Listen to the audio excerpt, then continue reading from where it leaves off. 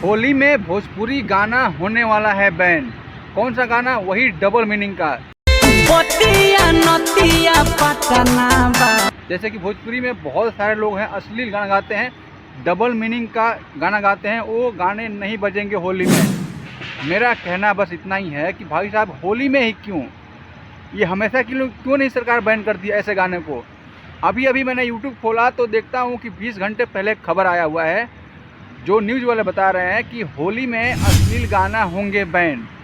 तो होली में ही क्यों, हमेशा के लिए बैन होना चाहिए ऐसा गाना जो समाज को दूषित करता है, अश्लील है, डबल मीनिंग का गाना है, जिससे लड़कियां अपने आप को सेफ महसूस नहीं करती हैं। ऐसे गाने को बैन करना चाहिए बिहार सरकार को।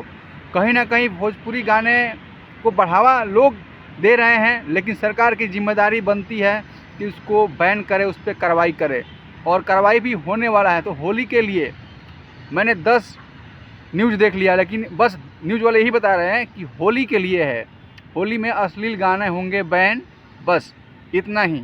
हमेशा के लिए ये काम अगर कर दिया जाए तो बहुत ही अच्छा होगा। एक सेंसर बनना चाहिए भोजपुरी के लिए, जो भी गाने बनते हैं भोजपुरी में, चाहे छोटे लेवल को चाहे बड़े लेवल को, वो सेंसर को पास करना होगा। वहाँ पे जाके उन गाने को देना होगा, दिखाना होगा तो गाना कैसा है, तब जाके सेंसर बोर्ड पास करेगी, तब वो गाने मार्केट में लॉन्च होंगे। कहीं ना कहीं बहुत ही बड़ा कदम हो जाएगा अगर ये ऐसा होगा। तो कोई भी गाना अश्लील नहीं गाएगा, डबल मीनिंग का गाना नहीं गाएगा, और सब लोग जो बेटी बहन हैं उनको रिलैक्स मिलेगा।